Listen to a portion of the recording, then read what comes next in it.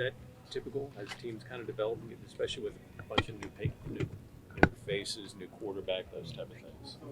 Yeah, anytime it's a long season, and you can have that time early in the year to develop an identity, a standard of what to expect, and guys jump on that chain, man, and we all buy in, and from that you'll see the work that was put in week to week, and yesterday was still a lot of plays out there left on the field. We could be better. Starting with myself, but it's heading in the right direction. Coach Tomlin talked about not necessarily knowing a ton about Al Golden's defense so far since he's new to the Bengals. Do you pivot that and focus extra on yourself if you don't have a great read, or you guys don't have a great read on the Bengals defense and what their scheme might be? You always got to focus on yourself. It starts with yourself. At the end of the day, you can study your opponent as much as you can, but if you're not prepared and confident in what your plan of attack is, then you don't really put yourself in a position to win. The reality of it is we can watch as much tape, as we should, you know what I mean? But we can, do all those things, that it takes to, put us in the best position to win, but that doesn't guarantee us a win. And what I mean by that is, at the end of the day, we can know our opponent as much as we can, and we come out there and, they have a different plan that week. And so we got to focus on ourselves regardless, always. It's always been about us, and it always will be about us. I know historically the Steelers haven't been great on Thursday night football, on the road at least. This is your first year here, but what have you learned in your time in the league is the key to getting ready for short weeks, and especially short weeks on the road? Well, I didn't know that historically. Just taking care of our bodies. That's the main thing with these short weeks in the NFL. It's such a physical demanding league, and physical preparation with these kind of games are key and are paramount to the key to success and the ingredients to winning. So, we got a great plan, coming up, and guys are, doing what they need to do to get ready for this quick turnaround, and it's going to be a lot of mental work. As it is for everyone with these kind of weeks. So, we're just going to take it head on. I know you guys don't get to control your schedule, but does it help that you just had the bye when you talk about taking care of your body, getting ready for a short week, coming off of that rest? Yeah, I mean, depending on how you go about it and how you prepare, how guys, some guys were kind of banged up over the bye, so I'm sure that gave them a lot of time to recover. And then, what will also be key for us is, the couple of days after, Thursday's night games, considering, everyone's, comes out healthy, you know what I mean? Those couple of days are really, be helpful to us, knowing that we had an early bye. You haven't played too many games over here. But did you notice anything from the Seattle game to this last game with the field and the conditions of the playing surface? Wait, I'm sorry, say it again? The playing surface over there, for sure. Did you notice any difference from Seattle to this last game in the conditions? Balls slipped, and there was some people talking about how it was very good.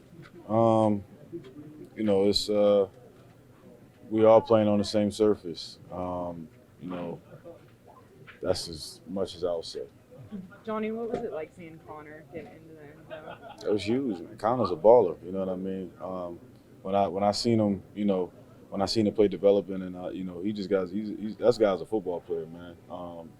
That's really what he is. And when I seen him cover from the coverage, and I was like, man, this guy, he got an opportunity to make this play, and sure enough, he made the play, man. And couldn't be more happy for a guy like that, man. Just a guy that you want in your locker room, team first guy, and just a hell of a football player. John, it seemed like the first few games you guys were passing the setup to run a lot more. The last two games you guys have been able to run, and that sets up the pass to play action, especially in the second half on Sunday. What kind of excitement does that give you guys as an offense when you see the run game getting 9-10-yard chunks and then defenses having to commit more to that? Yeah, obviously making your game two-dimensional is always an advantage. And so we got to continue to build on that and continue to, carry a very effective run plan and pass plan each and every week so that they can complement one another. And, going to continue to watch this film and just, hone out the details on how we can be better on that. We never feel that we've arrived or, that we got this thing figured out. This first quarter of the season finished. We got a lot of football ahead of us, and a lot of evaluation is going to be put into play, and how we can get better in both those areas. But like I said earlier, we're heading in the right direction. Richardson and Flacco comes in. How did things change for you guys on the defensive side when you had a different style of passer? We just know he was a savvy vet that know a lot of defenses and know how to pick apart the defense. So going into that, we really wasn't expecting him to come in, but when he did, it kind of took us a little moment to understand his game plan and how he goes. So now this time around, I feel like we got a good read on Flack, and we're gonna make some plays against him. Did you have any issues with the grass on Sunday? Yeah, it was kind of dry out there, but like they was playing on the same field as us, so I can't complain too much. But it was definitely difficult a little bit. Joey, what kind of challenges, if any, present themselves in a short week like this? Pretty much just a short week. We don't have that much time to really go over our usual game plans like usual. But like I said earlier, I trust in our staff to make up a great game plan for us to be prepared and ready on Thursday, which they always usually do on a short week like this. We're gonna lean on the coaches, and they're gonna get us right. It seemed like you got under JG's skin a little bit a couple times. You had the personal foul penalty, saw some back and forth. How much of that is gamesmanship on your part? Just as a corner, you want to get in guys' heads to force mistakes. Yeah, that's my game plan. I like to talk trash, so any opportunity I could get to get under the guy's skin, I'm gonna do that for surely. So I feel like it was working. I know he knows it was working. So I'm gonna keep doing that every time, especially when I see him again. Your dad ever give you tips on ways to tick guys off? Nah, he knew I already had it in me. Like, he didn't really have to coach me up too much on that. He's seen it, what I could do. Does that work against the Bengals? Do they take the bait too much? They don't really talk too much. I mean, it depends on who you going up against. T. Higgins really don't say too much. Chase is gonna say a little something here and there, but I hope they talk, because I'm gonna talk. I know Do it's 2 more guys. I know it's going to be a little bit before you play at home again, but the field conditions yesterday, did you notice any issues getting grip or any of the sods sliding around, things like that? Yeah, like I said before, it was kind of dry out there, But like I said, I could have complained too much because they was playing on the same field as us. But hopefully that'll be fixed next time we get on that field. You can evaluate your performance Sunday, Broderick. It was solid. I would say it was solid. It was enough to get us out the stadium, for sure. But it's always trials and tribulations you got to come through. And I feel like I could have played a little bit better. So. Why do you say that? Because 95 didn't put Rodgers in his graveyard, as he talked about. Yeah, but just me trying to uphold the standard for myself. I feel like I got to play at a better, a more consistent level, just for me. Roger, be humble. And that's what they got to be. And it doesn't get any easier this week. You got Hendrickson facing. Nah, this is the NFL, man. It never gets easy. You got good players every week, so you just got to continue to prepare the right way. And we're going to Cincinnati in the away game. We're going to their home turf, so I know they're going to be fired up. It's a rivalry game, so we just got to be on it. Did you deal with much with Trey on the right side last year? I really never went against Trey like that. I've had a couple of plays against him, but not enough to, just.